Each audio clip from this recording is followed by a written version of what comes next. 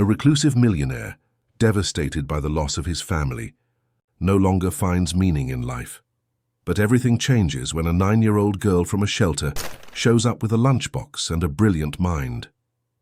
Together, they uncover a web of corruption and find new purpose in an unexpected bond between pain and affection. From the height of the 20th floor of the Chelsea Tower Gardens building, Arnold Green observed the port of Brighton with empty eyes.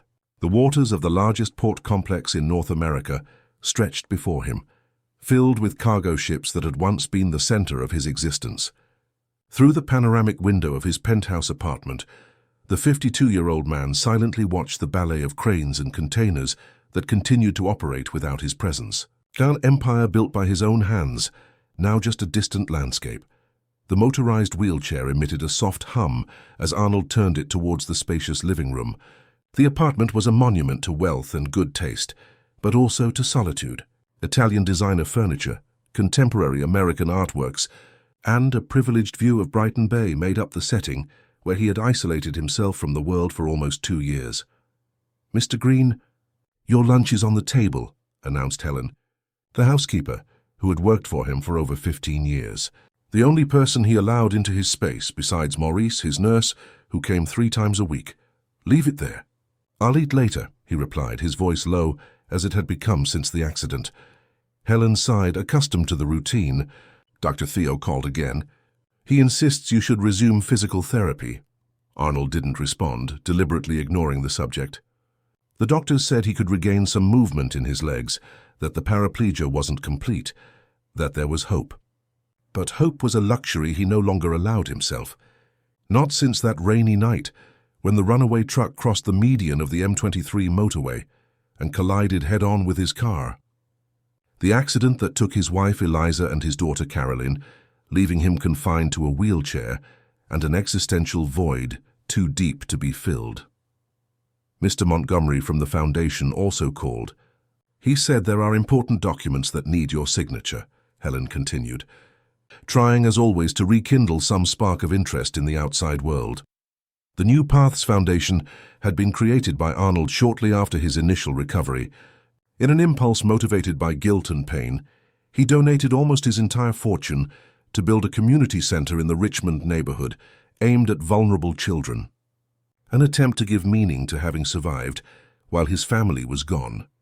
But after the inauguration, Arnold completely withdrew from the administration, leaving it in the hands of Gabriel Montgomery, a local businessman with political connections who offered to manage the project.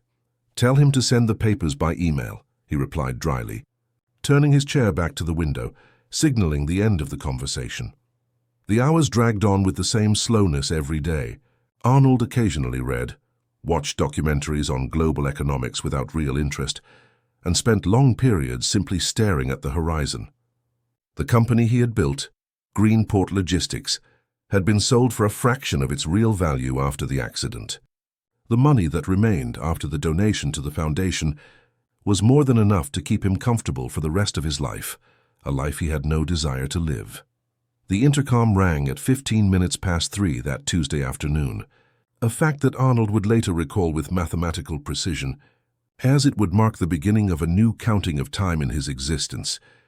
"Mr. Green," Helen called, appearing at the door of his office, "there's a little girl downstairs saying she brought something for you." "A little girl?" he asked, frowning. "I'm not expecting anyone. She insists on delivering it personally, says it's from the community center." Something in Helen's expression, perhaps genuine curiosity or a veiled plea for him to react to this small deviation from routine, made Arnold hesitate before refusing. "Send her up," he finally said, surprising himself. Minutes later, the private elevator announced the arrival of a visitor. The doors opened directly into the apartment's entrance hall, revealing a girl no older than 9, with curly hair tied in a side braid, brown skin, and large, expressive eyes. She wore a simple uniform with the New Paths Foundation logo and carried a small thermal bag. "Good afternoon, Mr. Green," she said, with surprising confidence for someone so young. "My name is Isabella Smith. I brought you a packed lunch." Arnold looked at Helen, confused, but she seemed as surprised as he was. "A packed lunch?" "Yes, Isabella smiled, approaching without any hesitation. Today was black bean stew day at the foundation, and Aunt Connie always makes the best black bean stew in Brighton. You created our foundation, but you never showed up there again, so I thought maybe you'd like to taste the food that serves us every day. The simplicity and childlike logic behind that gesture left Arnold momentarily speechless. He watched the girl place the bag on the coffee table and carefully remove a still warm container. How did you know where I live? Aunt Dulcie from the administration told me. She said I shouldn't come, but I came anyway, Isabella replied with a mischievous smile. Don't you like black bean stew? Helen intervened, sensing Arnold's discomfort. I'll get cutlery and a plate. It's not necessary, Arnold began, but Isabella was already opening the container, releasing the characteristic aroma of the complete black bean stew. It even has pork cracklings, the girl said proudly. I specially separated it. There was something in that child's enthusiasm, in the way she had invaded his hermetic space without any ceremony, that disarmed the defenses Arnold had built around himself. For the first time in almost 2 years, he felt a slight tremor at the corner of his lips, something that could have been the beginning of a smile, if he still remembered how to make one. Did you come all the way here alone? He asked as Helen returned with the cutlery and a fine porcelain plate, looking slightly out of place for serving a simple, packed lunch. I came by bus. I can manage, Isabella replied naturally. At the shelter, we learned to get around the city quickly. Shelter? Arnold looked at the girl more closely. Yes, I live at the Sea Star shelter, but I spend the day at the foundation. I go to school in the morning, and in the afternoon I have activities at the community center. Isabella paused, observing Arnold with disconcerting intensity. Are you really the man in the photo at the entrance? You look different. The question caught him by surprise. At the entrance to the foundation, there was a photo of him from the inauguration day next to Eliza and Caroline. It was the last photo they took together. Yes, that's me, he replied, feeling a lump in his throat. You looked happier in the photo, Isabella concluded with the cutting sincerity typical of children. Why didn't you ever visit us again? The question hung in the air like an invisible weight. Arnold didn't have an answer he could give a child.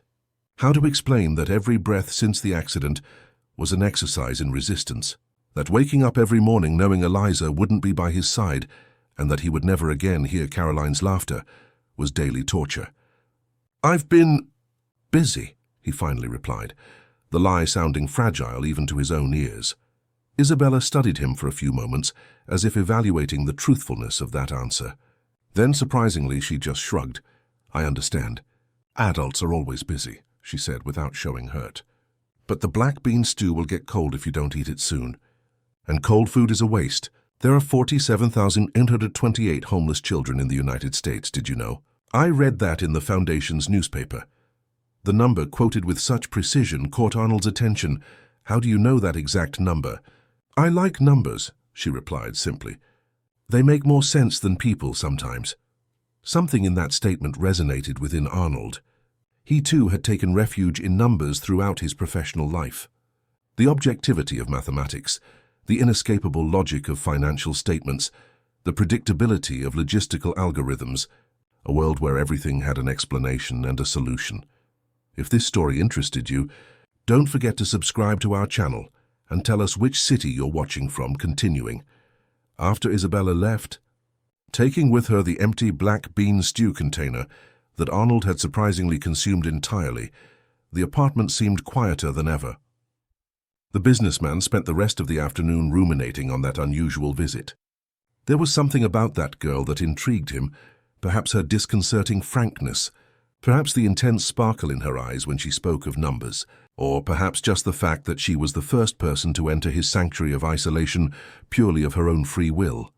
The next morning, unlike his usual routine of staying in bed until Helen insisted he have coffee, Arnold woke up early and asked the housekeeper to call the foundation. I want to speak to the person in charge of the shelter. What's its name again? Sea Star, he said as he drank his coffee. Helen couldn't hide her surprise but quickly complied with the request. Minutes later, she handed the phone to Arnold. Good morning. My name is Louisa Meadows. I'm the coordinator of the Sea Star shelter. How can I help you? Good morning, Ms. Meadows. This is Arnold Green.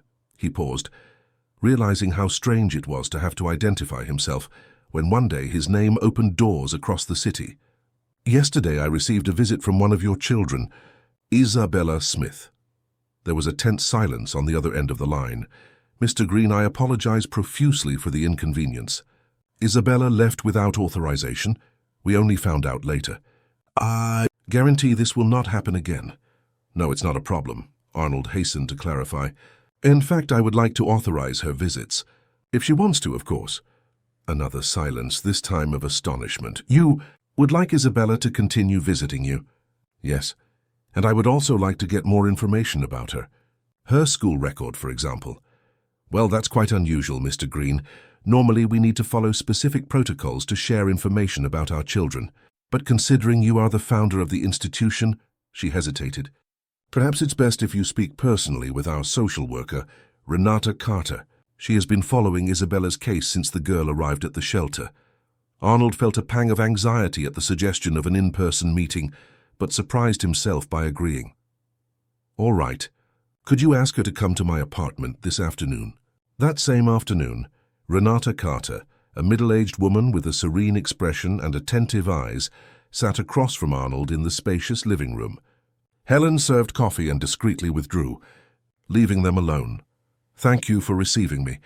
Mr. Green, I confess I was surprised by your interest in Isabella, Renata began, taking a folder from her bag. As the Foundation's social service coordinator, I follow all the cases of our children, and Isabella is, well, she's special. I noticed that, Arnold commented. She mentioned liking numbers. Renata smiled. That's an understatement. Isabella has an exceptional mathematical ability, something we rarely see in children her age. Unfortunately, the regular educational system cannot adequately meet her needs. She opened the folder and showed Arnold some tests and evaluations. Even with his limited knowledge of child development, he could see that the results were extraordinary. Isabella arrived at the shelter 3 years ago. Her parents died in a domestic accident, and there were no other relatives willing to take custody of her. Since then, we have tried to refer her to special programs, but resources are limited. Renata paused, carefully choosing her next words. In fact, Mr. Green, we have been facing some challenges with the current administration of the Foundation. Many of the programs that were planned in the original project were never implemented. Arnold felt a slight unease. After creating the Foundation and making the initial donation, he had practically washed his hands of any responsibility, delegating everything to Gabriel Montgomery. What kind of challenges? Well, for example, the original project included a scholarship program for gifted children, specifically for cases like Isabella's. The hiring of specialized teachers was also planned. None of this was materialized. The resources seemed never to be enough for these specific projects. There was a veiled accusation in those words, and Arnold could feel it. A part of him wanted to end that conversation, to return to his cocoon of isolation, where he didn't have to deal with the consequences of his actions, or lack thereof. But the image of Isabella, with her black bean stew-packed lunch and her bright eyes when talking about numbers, wouldn't leave his mind. What does Isabella need exactly? He finally asked. A mentor, mainly, Renata replied without hesitation. Someone who can challenge her intellectually, guide her. She has the potential to become a brilliant mathematician, but she is falling behind because we cannot offer the adequate stimulation. A long silence followed. Arnold contemplated the view of the port through the window, the ships coming and going, the constant movement that had once been an integral part of his life. He had been a man of action, a problem solver, someone who faced complex logistical challenges every day. I was good at math, he said finally, more to himself than to Renata. Engineering, statistics, logistical systems analysis. Those were my areas. Renata watched him carefully, noticing a small spark in the eyes of the man who, according to the Foundation's older employees, had once been charismatic and full of energy. Would you be willing to be that mentor for Isabella? The question hung in the air between them. Arnold felt the weight of the responsibility that this would entail. Regular commitments, expectations, the need to re-engage with the outside world. Everything he had been avoiding since the accident. I don't know if I'm the most suitable person, in my current state. Your physical condition would not be an impediment, Renata gently argued. Isabella needs intellectual stimulation, not physical activities. And if I may say so, Mr. Green, perhaps this could benefit both of you."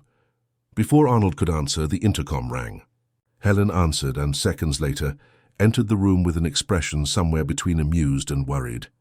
"Mr. Green, Isabella is here again. She says she brought pudding for dessert." Renata raised her eyebrows, surprised, while Arnold let out something that, in other circumstances, could have been interpreted as a laugh. "It seems the decision has already been made for us," he commented. "Send her up." Minutes later, Isabella entered the room, carrying a small plastic container with what appeared to be a generous slice of milk pudding. Upon seeing Renata, her eyes widened slightly. "Hi, Aunt Renata," she said with a guilty smile. "I came to bring dessert for Mr. Green." "I see that," Renata replied, trying to maintain a serious expression. "I remember us talking about leaving the shelter without authorization, Isabella." "I left a note," the girl defended herself, placing the pudding on the table, "and I calculated exactly how long the bus journey would take, considering the traffic on Brighton Pier Avenue at this time." "And how long would that be?" Arnold asked, suddenly interested. 27 minutes, with a margin of error of 3 minutes more or less, depending on the traffic lights," Isabella replied promptly. "Today I hit 4 red lights and it took me 29 minutes and 40 seconds. Arnold and Renata exchanged glances. The sparkle in the girl's eyes when talking about her calculation was unmistakable. "Isabella," Arnold began, leaning slightly forward in his wheelchair, "Ms. Carter and I were talking about the possibility of you coming to visit me regularly. Not to bring food, but for us to study math together. What do you think about that?" Isabella's face instantly lit up, as if someone had turned on all the lights in a stadium. "Like private lessons? Real math, not that silly stuff they teach in school?" "Exactly," Arnold confirmed, feeling an unusual warmth in his chest. "We could start with basic algebra and see how far we can get." "I already know basic algebra," Isabella rolled her eyes impatiently. "I'm trying to understand differential calculus, but the library books don't explain it properly." Arnold couldn't suppress a genuine smile this time, the first in almost 2 years. "In that case, I think I'll have to prepare better." In the following weeks, an unlikely routine was established. 3 times a week, Isabella visited Arnold after school. They began with a review of the mathematical concepts she already mastered, which surprised Arnold with its breadth and depth. Then they moved on to new areas. He rediscovered the pleasure of teaching, something he used to do when training new engineers at his company. For these sessions, Arnold needed to reactivate his office, dust off technical books, and even acquire new teaching materials. Helen watched amazed as her employer gradually emerged from the stupor he had lived in for so long. He began to wake up earlier, eat better, and dedicate himself to choosing challenging mathematical problems to present to his young student. On one of those afternoons, while Isabella was focused on solving a particularly complex equation, Arnold received a phone call from an unknown number. "Mr. Green, this is Charles Nolan, your former financial director at Greenport Logistics." The voice of his old colleague brought a wave of memories. Charles had been more than an employee. For years he had been practically Arnold's right-hand man, someone he fully trusted. "Charles, it's been a while. How are you?" "Well, thank you. Mr. Green, I know you've been avoiding contact with former colleagues, but I need to talk about something important. It's about the New Paths Foundation." Arnold felt a tension form in his shoulders. He looked at Isabella, who remained focused on her calculations. "You can talk." "Not over the phone. Can we meet in person?" "It's really important." Arnold hesitated. Since the accident, he had avoided meetings outside his apartment. The outside world, with its pitying glances and sidewalks poorly adapted for wheelchairs, represented a set of humiliations he preferred to avoid. "Perhaps you could come to my apartment." "I prefer a more discreet location. There's a cafe on the ground floor of your building, isn't there? I can meet you there tomorrow at 10 a.m. Something in Charles's urgent tone made Arnold agree, despite his reluctance. "All right. I'll be there." As he hung up, he noticed Isabella watching him with curiosity. "Was that a friend of yours?" The Maritime Cafe, located on the ground floor of the luxurious building where Arnold lived, was an elegant establishment, frequented mainly by executives and high-net-worth residents. Arnold hadn't set foot there since the accident. When the elevator doors opened, He felt a tightness in his chest. Being seen in public in a wheelchair was still an ordeal. Maurice, his nurse, accompanied him, a discreet and efficient man who knew when to offer help and when to keep his distance. Arnold had hired the best professionals money could buy, but kept everyone at a safe emotional distance. "Do you want me to stay close, Mr. Green?" Maurice asked, as he helped position the chair near a table in the back where Charles was already waiting. "It won't be necessary. You can come back in an hour." Charles stood up upon seeing Arnold approach. For a moment there was visible awkwardness. The former subordinate clearly didn't know whether to extend a hand, hug, or simply nod. He opted for a restrained nod. "Thank you for coming, Mr. Green. It's good to see you." Arnold nodded, not quite knowing what to say. He was unaccustomed to social interactions, especially with people who knew him before the accident, when he was a completely different man. "You said it was important," he replied, preferring to get straight to the point. Charles looked around, making sure no one was nearby, and lowered his voice. "After you sold the company and stepped away from everything, I kept in touch with some old colleagues in the sector. Last week I met with Deborah Ashton, remember her? The accountant who worked in the finance department." Arnold nodded. Deborah was known for her meticulous work and unwavering honesty. "She's working at the City Hall now in the NGO and Foundation Oversight sector, and she mentioned something that worried me." Charles paused, taking a tablet from his briefcase. "She noticed some inconsistencies in the financial reports of the New Paths Foundation." "What kind of inconsistencies?" "Discrepancies between the values declared for social projects and those actually executed. For example, there's a record of purchasing 50 computers for the computer lab, but when Deborah made an inspection visit, she found only 15 machines, all of inferior quality to what was specified in the report." Arnold felt a pang of irritation. He had donated millions to that foundation, with the expectation that the money would be used to transform lives, not to be wasted or diverted. It could just be poor management, he suggested, although something told him there was more to the story. "That's what I thought initially. But there's more." Charles slid his finger across the tablet screen, showing spreadsheets and graphs. "I cross-referenced some information, using contacts I still have. The supplier companies listed in the Foundation's reports, at least 3 of them are shell companies, without real existence. And 2 others belong through strawmen to none other than Gabriel Montgomery." The name of the Foundation's administrator made Arnold straighten in his chair. Gabriel had been a political appointment, someone who promised to use his connections to facilitate partnerships and obtain additional resources for the Foundation. Arnold, immersed in his grief at the time, had paid little attention to the details of the appointment. "Are you sure about this?" "Absolutely. And there's more. The Foundation received approximately $12 million in public funds over the past 18 months through parliamentary amendments and agreements with the City Hall. Money that should complement your initial donation, but which seems to be reallocated." Arnold felt a bitter taste in his mouth. The Foundation had been created in memory of Eliza and Caroline, a way to turn his personal tragedy into something positive for the community. The idea that someone was using this project for personal enrichment was revolting. "Why are you telling me this now, Charles?" The former financial director took a deep breath. "Because Deborah told me there will be a full audit in the coming weeks, and if these irregularities are officially confirmed, your name will be involved, whether you like it or not. The Foundation bears the Green surname, after all." The waitress approached to take their orders. Arnold only asked for coffee, feeling his stomach too churned for anything more substantial. "What do you suggest I do?" "Take back control of the Foundation. You are still the chairman of the board, technically speaking. You only stepped away from daily activities, but you never formally resigned from the position. You can call an extraordinary board meeting and demand an internal audit before the external one happens." Arnold watched the movement in the cafe, hurried executives coming and going, life continuing at its relentless pace, while he had spent almost 2 years in a kind of limbo. The mention of the external audit worried him, but it was Isabella's image that weighed most heavily on his mind.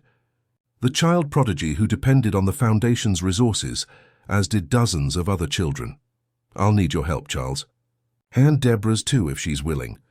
We are at your disposal, sir. The old team always had a lot of respect for you." Upon returning to the apartment, Arnold found Helen organizing some advanced math books he had ordered for the sessions with Isabella. "How was the meeting?" she asked, with the familiarity of someone who had accompanied his life for so many years. "Revealing," Arnold replied, driving his chair to his office. "Helen, please contact my lawyer, Mr. Paul Mason. Tell him I need to see him urgently. And then call the foundation. I want to speak with the executive director, Marcia Graham." Helen couldn't hide her surprise at seeing him again assume a tone of command, something that hadn't happened since the golden days of Greenport Logistics. Immediately, "Sir?" While waiting for the calls, Arnold opened his long unused notebook. He accessed the Foundation's original documents, stored in the cloud. He carefully read the bylaws, the terms of the donation, the board's attributions. As Charles had said, he still held considerable power should he choose to exercise it. The phone rang a few hours later. It was Marcia Graham, the Foundation's executive director. "Mr. Green, what a surprise to receive your call." Her voice sounded tense, almost apprehensive. "Marcia, I'd like to schedule a visit to the Foundation tomorrow morning. I have some matters I'd like to discuss personally." There was a prolonged silence on the other end of the line. "Tomorrow? Well, Mr. Montgomery won't be present. He traveled to Washington, D.C. for a meeting with the ministry. Better yet, I prefer to speak with you first without interference. I'll be there at 10 a.m. "Yes, sir. I'll be waiting." The next morning, for the first time in almost 2 years, Arnold Green passed through the gates of the New Paths Foundation. The complex, located in a privileged area of Brighton, consisted of several modern buildings: the school, the cultural centre, the sports hall, the reception centre where vulnerable children stayed, and the administrative building. Upon entering, Arnold immediately noticed something strange. The main lobby was practically empty. According to the original project, that space should function as a kind of hub, always bustling with workshops, exhibitions, and cultural activities. Marcia awaited him at the entrance, visibly nervous. A woman of approximately 50, with a tired expression and pronounced dark circles under her eyes. "Mr. Green, welcome. It's an honor to have you here after so long." "Thank you, Marcia. Shall we go to your office?" On the way to the administrative building, Arnold carefully observed every detail. The walls needed painting. The garden was poorly maintained. Some playground equipment was clearly broken. None of this was consistent with the volume of resources that had been invested in the place. Marcia's office was simple, almost austere. She carefully closed the door after Arnold entered. "How can I help you, sir?" "I want to know exactly what's happening with the Foundation, Marcia. I've received disturbing information about resource management." The director paled, nervously wringing her hands on the table. "Mr. Green, She hesitated, looking at the door as if fearing someone might be listening. "I don't know where to start." "From the beginning would be good," Arnold replied, keeping his voice calm but firm. "When did things start to get out of control?" Marcia took a deep breath, like someone finally gathering courage for something she had been postponing for a long time. "Soon after you stepped away. Gabriel took operational control and began making gradual changes. First, he replaced key employees with people he trusted. Then he started redirecting resources to projects he called priorities, but which in reality never materialized. Like the computers for the computer lab? Marcia stared at him, surprised he knew that specific detail. "Yes, on paper we bought 50 state-of-the-art machines. In reality, they were 15 used computers. The difference," she lowered her voice, "the difference went to a company called GML Consulting, which indirectly belongs to Gabriel himself," Arnold completed. Marcia nodded, seeming relieved not to have to be the first to say it out loud. "Why did you never report this, Marcia?" The woman looked at a photograph on her desk, her next to 2 smiling children. "My children. Gabriel made it very clear that if I said anything, I would not only lose my job, but also be prevented from working in any social institution in Brighton. He has strong political connections, Mr. Green, and I am a single mother. I need this job." Arnold felt a mixture of compassion and indignation. How many other people were in a similar situation, coerced into participating in or at least tolerating a scheme that harmed precisely those who should be benefiting? And what about the children? Are they receiving adequate care? "We do our best with what little is left," Marcia replied with a hint of professional pride. "The team that works directly with the children is dedicated. but we are always short on resources. The program for gifted children, for example, never got off the ground, despite having cases like Isabella's. Upon hearing the girl's name, Arnold felt something awaken within him, a determination he thought he had lost along with his family on that rainy night. Isabella has been visiting me. We're working together on advanced mathematics. Marcia's eyes lit up. I know. She talks about nothing else. It's the first time in years I've seen her truly excited about something. Marcia, I'll be direct. I need your help to expose what's happening here. I know it's risky for you, but I can guarantee legal and financial protection. The director hesitated, fear clearly visible in her eyes. Gabriel has many powerful allies. Mr. Green, politicians, judges, businessmen. It won't be an easy fight. I've never shied away from a difficult fight, Arnold replied, feeling a renewed energy, a purpose he hadn't experienced in a long time. And I have resources and contacts too, more than Gabriel imagines. At that moment they were interrupted by a knock on the door. An employee entered, visibly agitated. Excuse the interruption, Marcia, but something unusual has happened. A couple appeared, claiming to be relatives of one of the children at the shelter. They have court documents and everything. Which child? Marcia asked, frowning. Isabella Smith.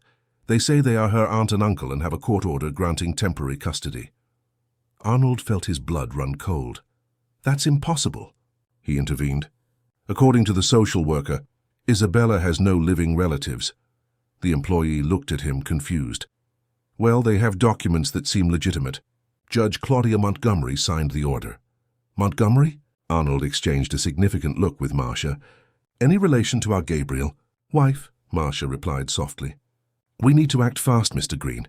If these documents were fraudulently obtained, Arnold was already turning his chair towards the door. Where are they now? In the reception area of the Sea Star shelter, attached to the New Paths Foundation, a well-dressed man and woman were talking to Renata Carter. The social worker maintained a neutral expression, but her eyes revealed concern. As I was explaining, she was saying, we need to carefully verify the documentation. It's standard procedure in all cases of custody transfer. The man, wearing an impeccable suit and expensive glasses, smiled with a cordiality that didn't reach his eyes. We understand perfectly, Ms. Carter, but the court order is clear. My wife and I are Isabella's closest relatives, and the court recognized our right to custody. He adjusted his tie knot, a gesture that conveyed impatience. We came from London especially to pick her up. We have a new home waiting for her, a private school already chosen. The woman beside him, wearing an elegant outfit and discreet jewelry, nodded emphatically. Isabella is our flesh and blood. We deeply regret not having been able to assume responsibility sooner, but now we are in a position to offer her everything she deserves. Renata looked at the documents in her hands, buying time.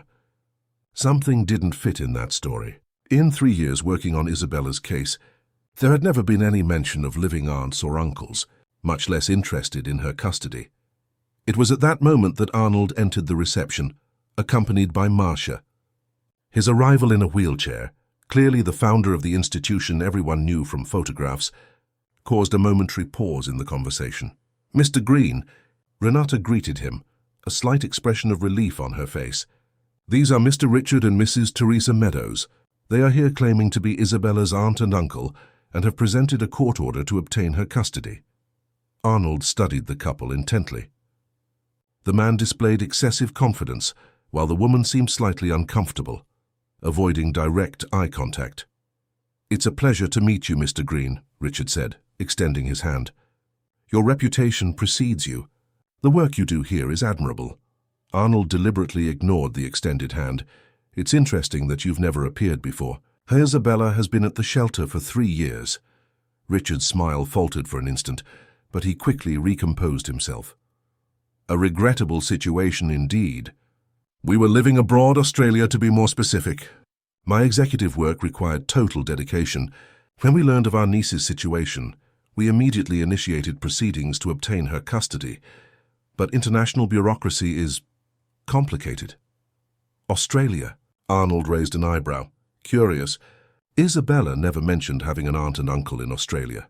She was very young when we left the United States, Teresa intervened, her voice soft, almost rehearsed. She probably doesn't remember us. Renata took the cue to ask the crucial question. Our records show that Isabella's parents had no living siblings. Whose sibling would you be exactly? Richard hesitated for a fraction of a second. Ferdinand Smith, Isabella's father. We were half-siblings, actually. Same father, different mothers. I see, Arnold said, exchanging a meaningful look with Renata. And how did you know Isabella was here, specifically? We hired a private investigator when we returned to the United States, Richard replied promptly. Now, if you don't mind, we'd like to see our niece. The journey was long and we still need to return to London today. Arnold turned his chair, positioning himself strategically between the couple and the corridor leading to the dormitories.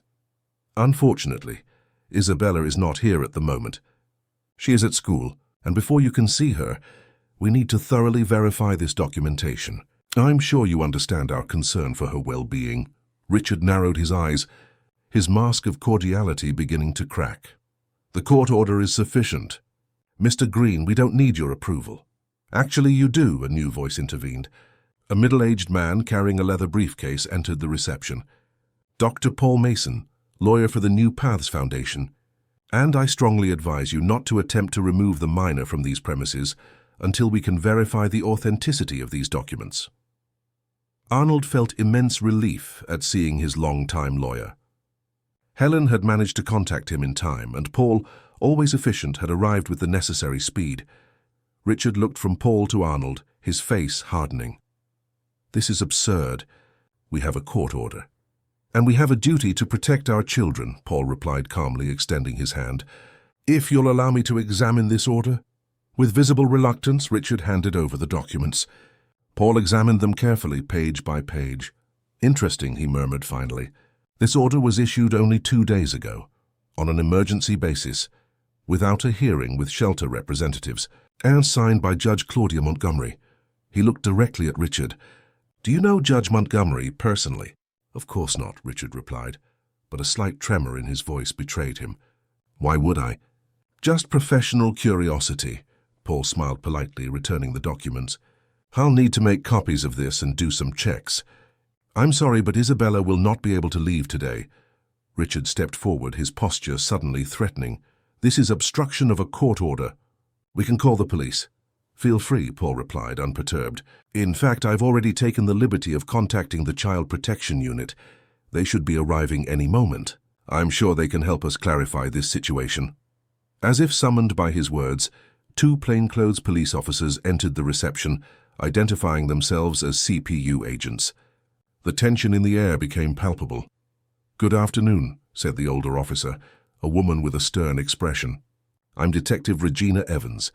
We received a report about a possible irregular attempt to remove a minor. Richard and Teresa exchanged alarmed glances. There must be some mistake, Richard began, his tone now defensive. We have a court order. Yes, I see, the detective replied, examining the documents Paul handed her. It would be important to clarify a few points. Can we talk in private? She indicated an adjacent room. As the couple was escorted for an interview with the police, Arnold met with Paul, Renata, and Marcia in another room. What do you think, Paul?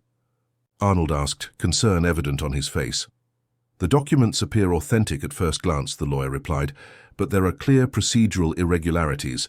A provisional custody decision would normally require a hearing with shelter representatives and a prior psychosocial study, especially in a case where the alleged relatives had no prior contact with the child. And there's the fact that the judge is Gabriel Montgomery's wife, Marcia added. Paul raised his eyebrows, surprised. That's a clear conflict of interest, considering Gabriel manages the foundation where Isabella is sheltered. Renata, who had remained silent until then, finally spoke. I personally checked all of Isabella's documentation when she arrived at the shelter. There was absolutely no mention of living aunts or uncles, much less residing abroad. Her father, Ferdinand Smith, was raised in an orphanage. He had no known siblings. Arnold felt a wave of nausea. The idea of Isabella being taken by strangers, probably as part of some obscure scheme of Gabriel's, was unbearable. We need to find Isabella immediately. If they didn't find her here, they might try to approach her at school. I've already arranged that, Renata replied, checking her phone. I asked one of our educators to pick her up from school and bring her directly here using an alternative route. Excellent, Paul approved. Meanwhile, I will file an urgent request to suspend that court order and request an investigation into its issuance. We have solid grounds to question its validity. Arnold looked at his watch. The feeling of powerlessness that had accompanied him since the accident seemed to have dissipated, replaced by an iron determination. I want to speak with Gabriel Montgomery as soon as possible. He needs to understand that I will not allow him to use these children in his schemes. He's in Washington, D.C., Marcia reminded him. Or at least that's what he said. Verify that, Arnold ordered. And, Paul, I want you to conduct a full investigation into this couple, Richard and Teresa Meadows. I want to know who they are, where they came from, and most importantly, their connection to Gabriel. Paul nodded, already taking notes. I'll activate some contacts. If they have a history, we'll find out. The door opened and Detective Regina entered, her face revealing a mixture of irritation and contained triumph. Well, we have an interesting development.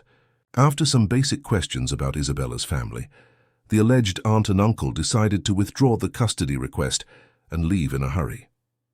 But not before I obtained all their identification details. They just gave up, Marcia asked, surprised. When they started to realize that their stories weren't holding up and that we were willing to investigate thoroughly, yes. The detective smiled briefly. It's surprising how some people lose courage when confronted with direct questions and the possibility of answering for identity fraud. Arnold felt a momentary relief, but knew the battle was just beginning. Thank you, Detective. Your intervention was providential. I'm just doing my job, Mr. Green, and I must say I'm intrigued by this whole situation. A court order issued in such a hurry, alleged relatives appearing out of nowhere. It seems like the kind of case that deserves a deeper investigation. And it will have our full cooperation, Paul assured. The conversation was interrupted by Isabella's arrival, accompanied by one of the shelter's educators. The girl as always radiated energy, but her face showed confusion at seeing so many people gathered, especially Arnold outside the usual context of his apartment. Mr. Green. What are you doing here? She asked, naturally approaching the wheelchair. Today isn't our lesson day. Arnold felt a lump in his throat, an emotion he couldn't name. Seeing Isabella there safe after what had almost happened brought immense relief. I came to sort out some foundation matters, Isabella. And I also wanted to see how things are here. The girl smiled, adjusting her glasses on her face. Everything's fine, but the cafeteria still serves that awful jelly on Tuesdays. I made a graph showing it's the day with the highest amount of leftovers in the trash. But nobody listens to me. Arnold couldn't suppress a smile. Despite the tension of the moment, perhaps we can change that now. I have some ideas to improve things around here. Isabella's eyes sparkled with genuine interest. Really? You're going to start coming more often? Yes, he replied, with a certainty he hadn't felt in a long time. I'm going to be much more present from now on. As Isabella was taken by Renata for her usual activities, protected and oblivious to the events that almost snatched her from her home, Arnold felt a resolution growing within him. He had failed his family in the past, unable to protect them. He would not make the same mistake with Isabella and the other children of the Foundation. Paul, he said, his voice firm and decisive, I want to reactivate all my rights as chairman of the board. We will call an extraordinary meeting and demand a full audit. It's time for Gabriel Montgomery to account for everything he has done. The lawyer nodded, a slight smile of approval on his lips. It will be my pleasure to draft that summons. Mr. Green. And Marcia, Arnold continued, turning to the director, I need you to provide me with all financial and operational reports from the last 2 years. I want to know exactly what happened to every penny I donated to this foundation. Marcia, who had recently seemed so frightened by the prospect of facing Gabriel, now displayed renewed determination. I'll have everything ready by tomorrow. And Mr. Green. Thank you. The children needed someone to finally take a stand. Arnold nodded, feeling the weight of the responsibility he was taking on, but also an almost forgotten sense of purpose. For the first time since the accident, he wasn't just existing, but truly living. I'm not doing this just for the children, he admitted, more to himself than to the others. I'm also doing it for me. News of the attempt to remove Isabella from the shelter spread quickly among the staff of the New Paths Foundation. In the following 48 hours, the scenario completely transformed. What was once an institution dominated by fear and resignation now buzzed with renewed energy. Arnold Green's return to command, even if temporary, represented a long-lost hope. In his apartment, now transformed into a kind of operations center, Arnold received constant updates. Charles Nolan had assembled a small team of former Greenport logistics employees to meticulously examine every financial report of the foundation. Paul Mason worked tirelessly on legal matters, preparing not only the defense against possible retaliation from Gabriel, but also the groundwork for a possible lawsuit against him. "The numbers are even worse than we imagined," Charles reported, spreading graphs and spreadsheets across the dining room table. "Of the $22 million you originally donated, only about $7 were effectively applied for the benefit of the children.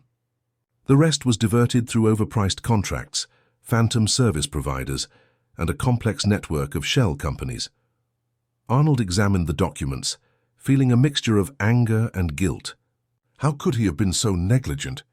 So absorbed in his own pain that he allowed his legacy, a project created in memory of his family, to be corrupted in this way.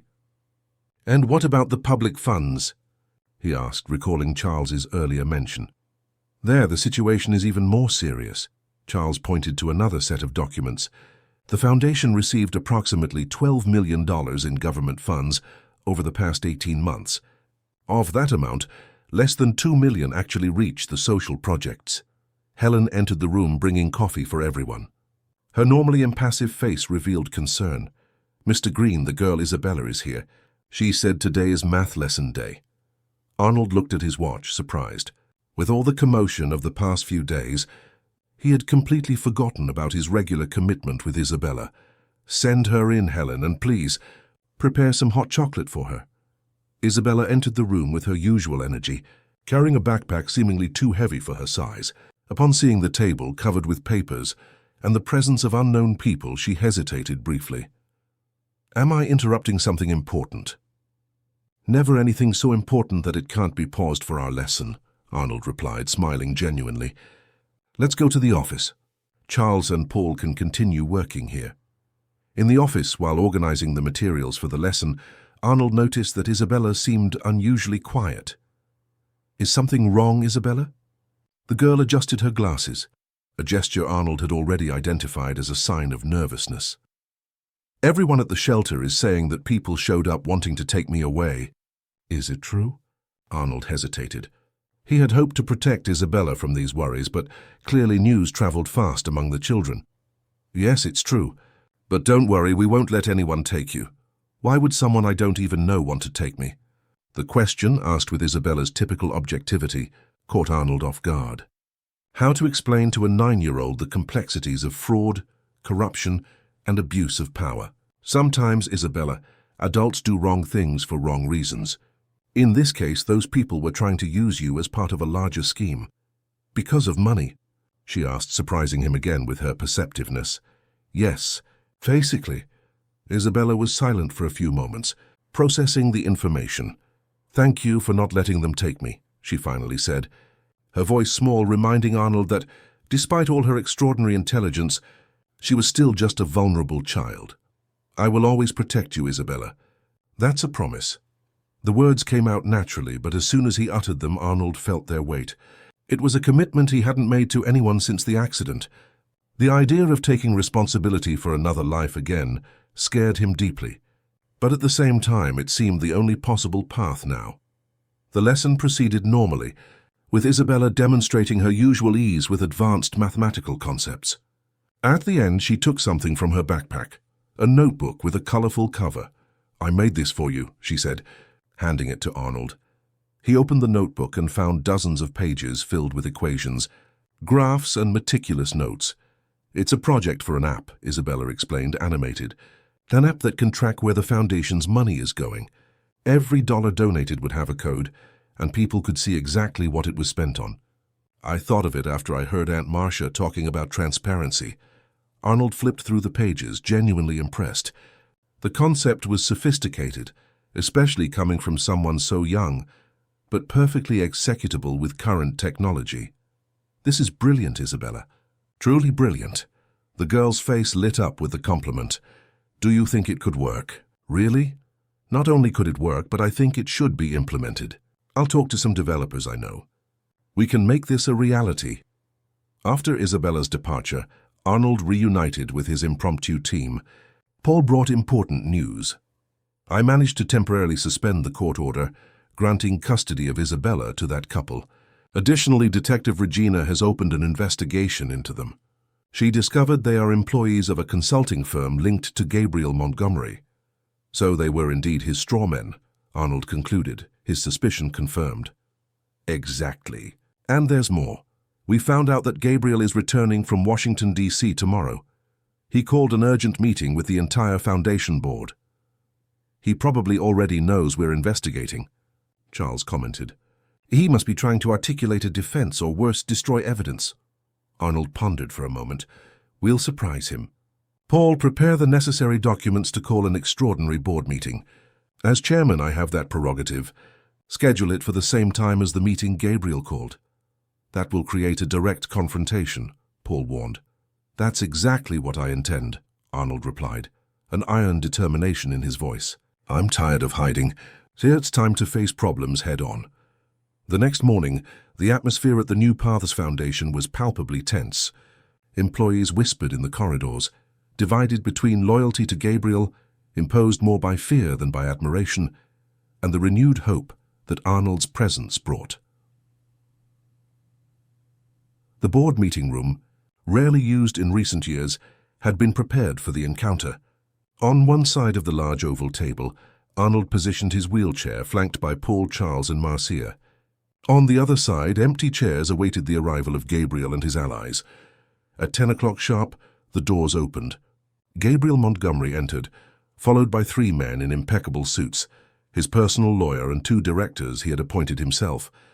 Tall, athletic, with carefully combed grey hair, Gabriel exuded the confidence of someone who rarely faced opposition. His smile froze upon seeing Arnold. Arnold Green! What a pleasant surprise, he said, quickly recovering. I heard you had returned to the Foundation, but I didn't expect to see you so engaged. Surprises happen, Gabriel, Arnold replied dryly. Like this meeting, for example, which I, as chairman of the board, am officially calling. Gabriel frowned, clearly irritated by the usurpation of his authority, but maintained his composure as he took a seat. Well, since we're all here, we can proceed. I have some urgent matters to discuss regarding the Foundation's operation. Actually, Paul intervened, sliding a folder to each of those present. The meeting agenda has already been set, and the first item is the presentation of a preliminary audit of the Foundation's finances over the past 2 years. Gabriel visibly paled, but kept his artificial smile. This is completely unnecessary. Our accounts are regularly audited by reputable firms. Firms hired and paid by you, Arnold pointed out. This time, the audit was conducted independently. Charles took the floor, methodically presenting the evidence of financial irregularities. As the numbers were exposed, Gabriel's face alternated between contained anger and evident discomfort. This is absurd, he finally interrupted, banging on the table. These allegations are unfounded and potentially defamatory. My lawyer will deal with this appropriately. Your lawyer will have a lot of work ahead of him, Paul replied calmly, especially when he learns that we have already forwarded all this documentation to the public prosecutor's office, and that the Federal Bureau of Investigation has been informed about the diversion of federal public funds. Gabriel stood up abruptly, his face now red with fury. You have no idea who you're dealing with. Green, I thought after that accident you would have learned to stay in the background, lamenting your losses instead of interfering in matters that are no longer your concern. The mention of the accident hit Arnold like a physical blow, but he showed no emotion. This foundation always has been and always will be my concern, Gabriel. It was created with my money, in memory of my family, and I will ensure it returns to fulfilling its original purpose. Gabriel smiled, a cold smile that didn't reach his eyes. Your family? Interesting you mention that.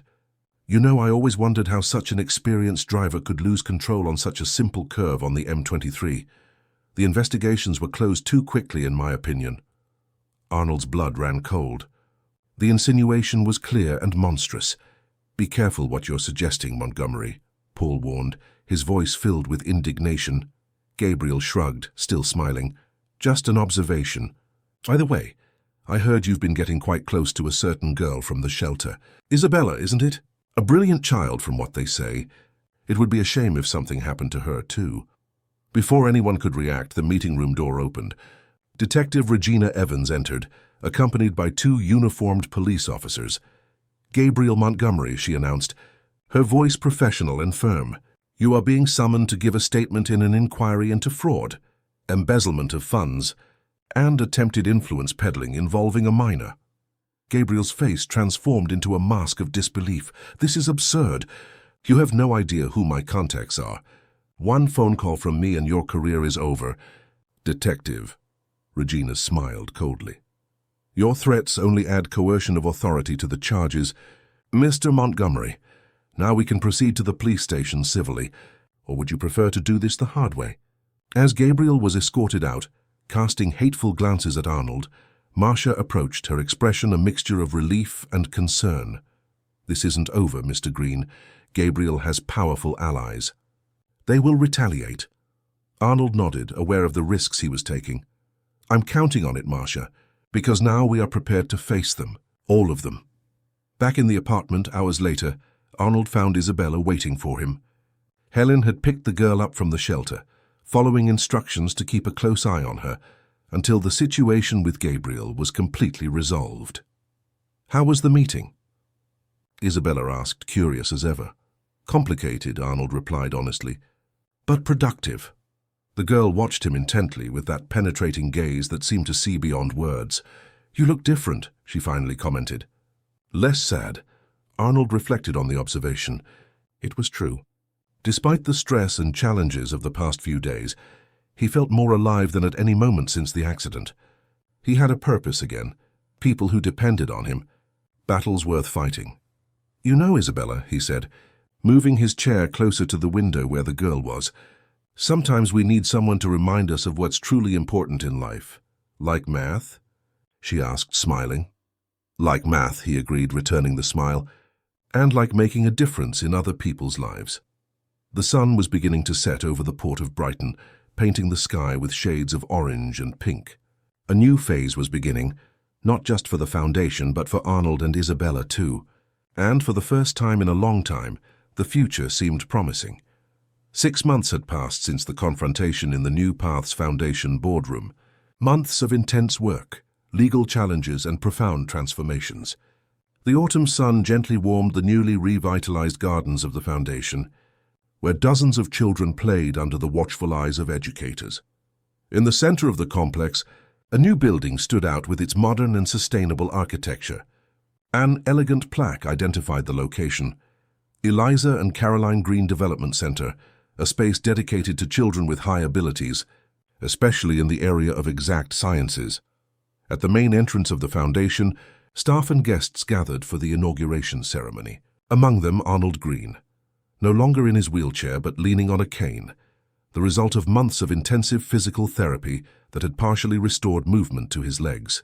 Beside him, Isabella smiled broadly, wearing a navy blue dress specially chosen for the occasion.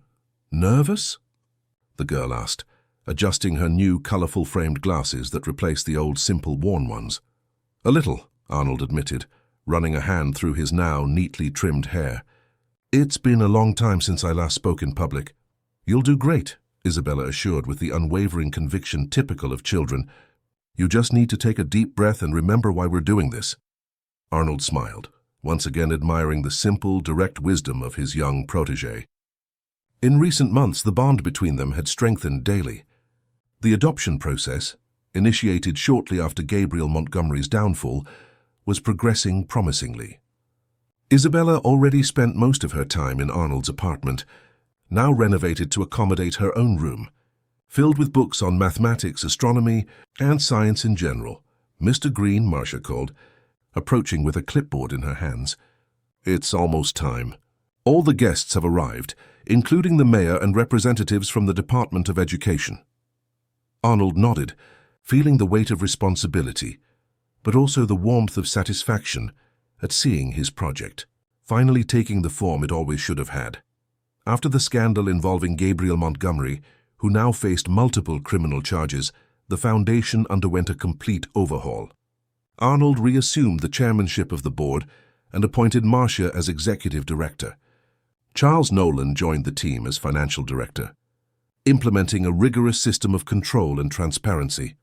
And then there was the app, the project that began as a simple idea in Isabella's colorful notebook and had now become an innovative, transparent management tool.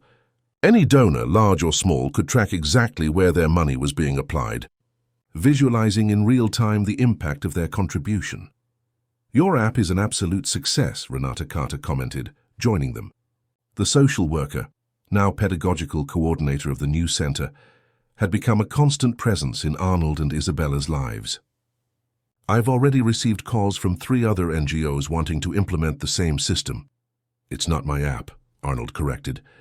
"It's Isabella's app. The idea was entirely hers."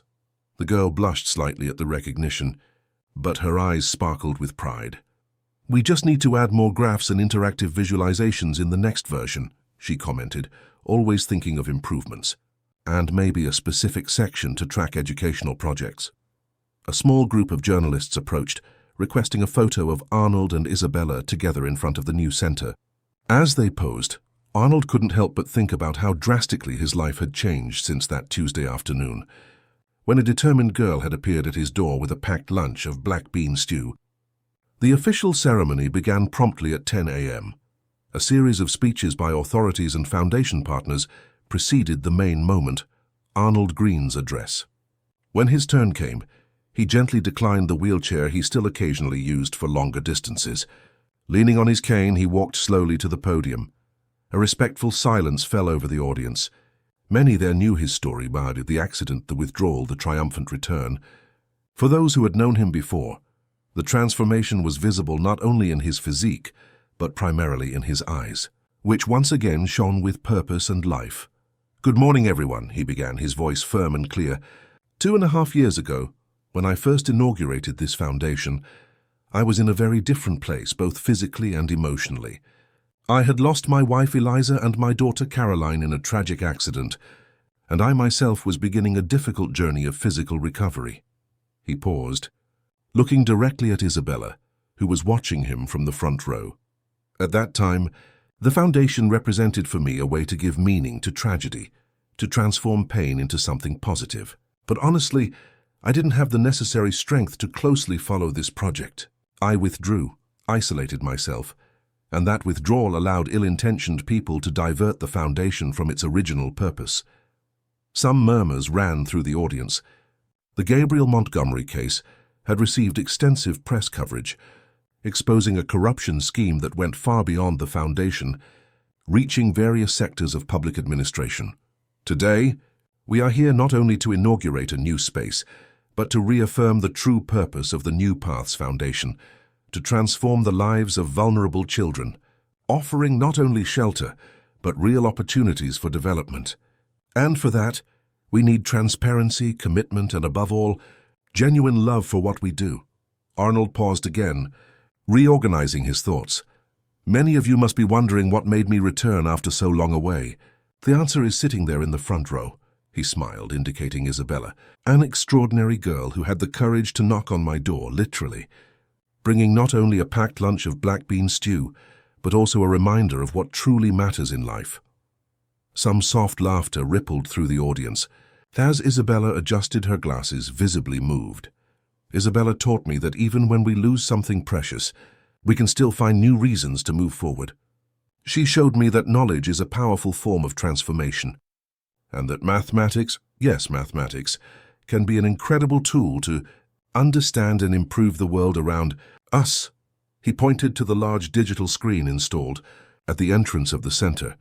The transparency app we are launching today was originally conceived by Isabella, a living proof of the potential these children have when given adequate opportunities. Every donation made to the foundation can be tracked in real time, from its entry to its final application.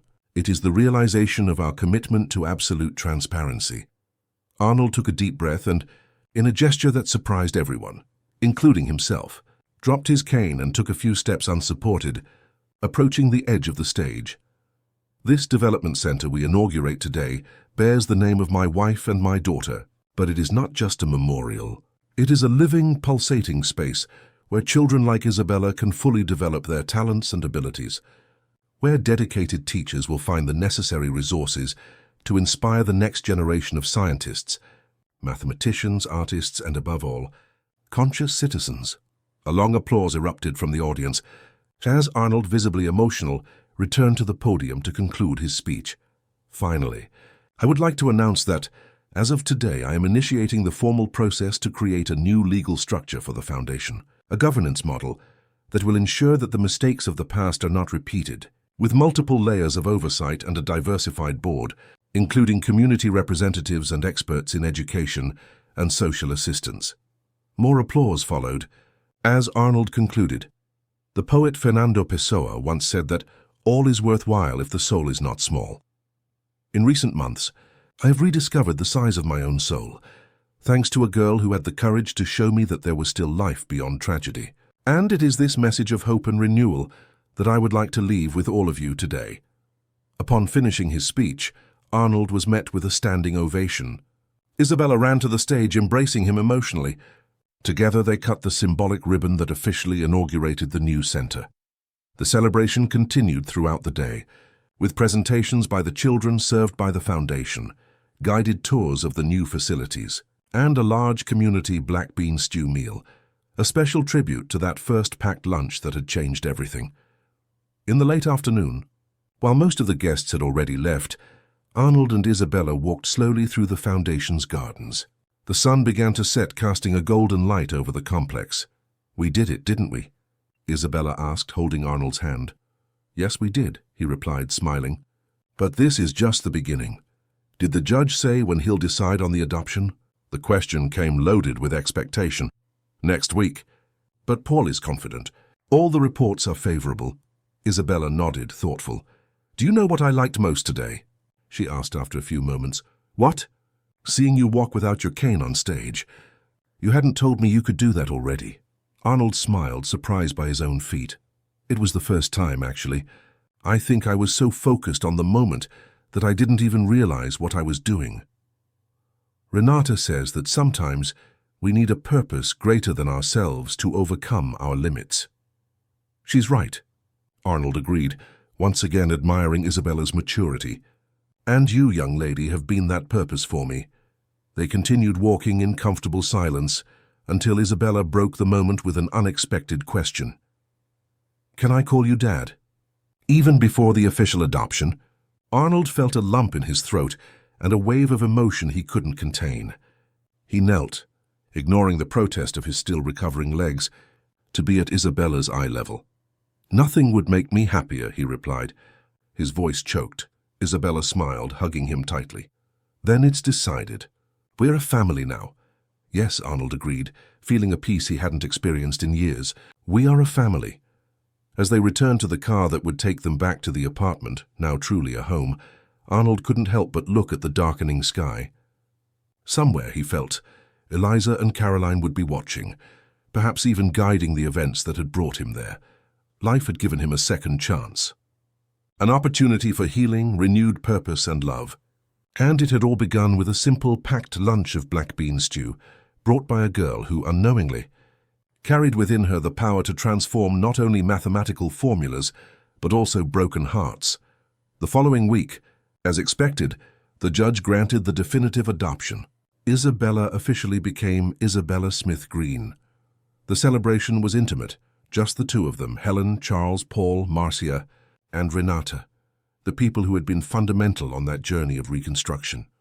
6 months later, the New Paths Foundation was nationally recognized as a model of transparent and effective management. The app, developed from Isabella's idea, was now used by dozens of social organizations across the country, and the Eliza and Caroline Green Development Center received visitors interested in replicating its innovative educational model. As for Arnold and Isabella, they had found in each other what both were looking for: a family, a home, a purpose, and the certainty that even in the most improbable circumstances, love can blossom and transform lives. End of story. Dear listeners, we hope Arnold and Isabella's story has deeply touched your hearts. A simple packed lunch of black bean stew that transformed two lives forever, reminding us that hope can emerge in the most unexpected moments. If you were moved by this journey of overcoming and rebirth, be sure to share your impressions in the comments. We have a special playlist with other inspiring stories waiting for you. Just click here to discover them. And of course, don't forget to subscribe to the channel and leave your like so we can continue bringing narratives that warm the soul and renew our faith in the human capacity to start anew. Until the next story,